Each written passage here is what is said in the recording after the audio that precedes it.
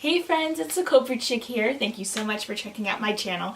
I just recently got back from a trip to Seattle, and today I'm going to be sharing some of my goodies that I got when I went there.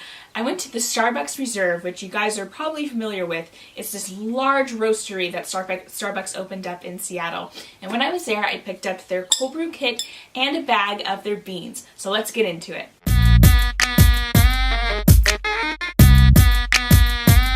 So Starbucks has two really cool locations that you should definitely check out the next time you're in Seattle. The first is their OG Starbucks, which opened in 1971 in Pike Place. There you can find a bunch of merchandise that you can only buy at that store, including their Pike Place roast, roasted at that store. Now, Pike Place blend is pretty common. You can get it at any Starbucks and I believe at any grocery store. But to get it roasted actually at that facility, you can only get it at the OG Starbucks. Now, the Pike Place roast is a blend of 3 dark roast single origin Latin American beans. What they are, I don't know because it doesn't say on the bag, but it's sure to taste good as it's one of Starbucks' most popular beans. So we're going to take that today and make that into a cold brew using the cold brew kit that you can find at the other famous Starbucks location, the Reserve. Now, the Starbucks Reserve opened up in 2006, and what's really cool is that that's where Starbucks does a lot of their innovative and creative fun things. They even have a cold brew bar. It's pretty insane. To find out more about that experience and what you can find there, I will put the link to my blog post all about it below in the notes. But there you can buy some exclusive merchandise, including this cold brew kit. A couple of months ago, Starbucks closed down their online store, so you can no longer buy anything at starbucks.com. You have to go to locations to get it. And one of the things is this cold brew kit, which comes with this mason jar and a coffee sock, which is this common filter that's going about now for not only cold brew, but hot coffee. Something to take note of with this kit that I'm a little, not mad about, but just something to take note of, is that the kit itself was $25 for this mason jar and for this coffee sock. Now you can buy these separately and it'll only cost you about maybe $15. That's kind of a ripoff. Starbucks is making like $10 from this kit, which is not cool for me. I thought it came with beans and that's why I went ahead and bought it, but it's just a sock and it's just a mason jar.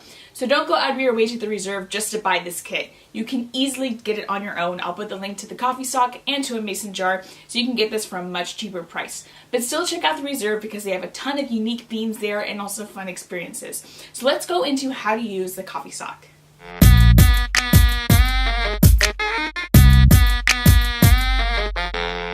So this is the coffee sock. It's a kind of a fabric-like material that has a little holder, and then it has this strap with a metal ring.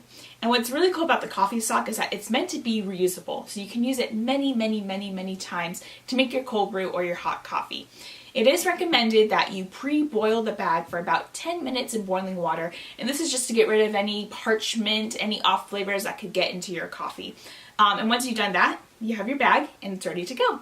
So you're going to take your mason jar, and there's different sizes of the coffee sock depending on what you're going to be using it for or what you're brewing it in. This is the coffee sock for the quart size. It's their smallest one. But no matter what coffee sock you have, you go ahead and you put it in there. Make sure it's dry. And then you fold it over the opening of the mason jar. Like this.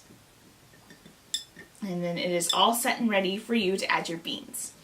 Now, with the Starbucks kit, it did come with instructions that you can find on coffeesock.com about the recommended ratio of water to beans. They recommend 1 cup of coffee grounds to the quart-size mason jar. So we're going to go ahead and take our ground Pike's Place roast. We're just going to actually, what's nice is because since it's a wide mouth mason jar, you don't have to be, spooning the coffee grounds too carefully. You can kind of just dump it all in there. Those there. Alright, and then we're going to add our water, and that's another, it's over here. And that's another nice thing too about the coffee sock is that you just have your water pre-measured, and you can just go ahead and pour it right in. Having it wrapped around the mason jar keeps it really secure too, so it's not really going anywhere. And then, once you're all done, go ahead and lift this up. With this top part, and how you keep it secure so that way none of the grounds get into the coffee is you're gonna fold it like this, take this little part, you wrap it around nice and tight, and then you put the little ending through the metal ring like this. and that creates that barrier. And then the coffee sock just sits and floats. And then you take your top, shove that in there, and voila, you're all done. Now, Coffee Sock recommends that for this size, you brew it for 6 to 10 hours. I know, 6 to 10 hours, that's ridiculous. I did 24, as always. I think 6 to 10 is a crazy low time to brew any cold brew, especially because the Coffee Sock is a pretty thick filter. So I feel like it needs additional time to really get the steeping going and whatnot. So let's go ahead and try it at 24 hours and see how it comes out.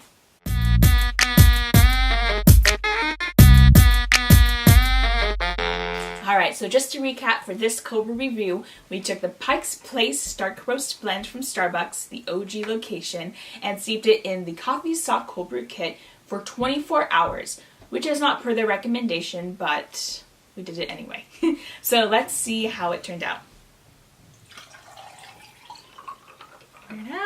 So you can notice it's very, very dark because it is a blend of dark roasted beans. You can see when it's first steeping, it's really light, but towards the end, it will get much darker like this. Nice, rich, just kind of standard coffee smell for the aromatics.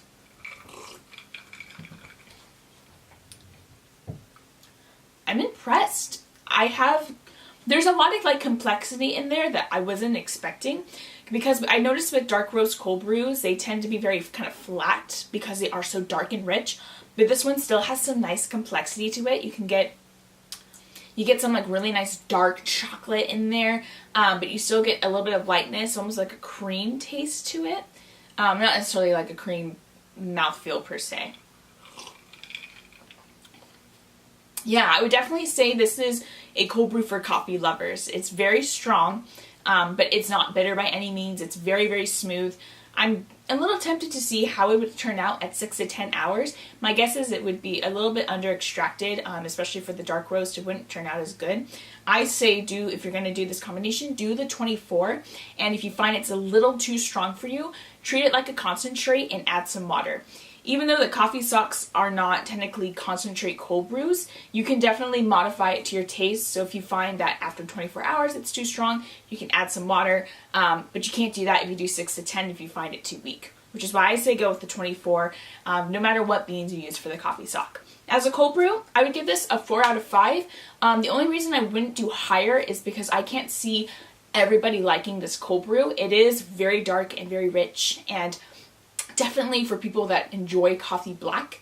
I can see it as a great standalone. If you add cream or sugar to your cold brew, this is a perfect one to use because it has that nice, rich, dark and fullness to it that could stand up to the milk and the sugar.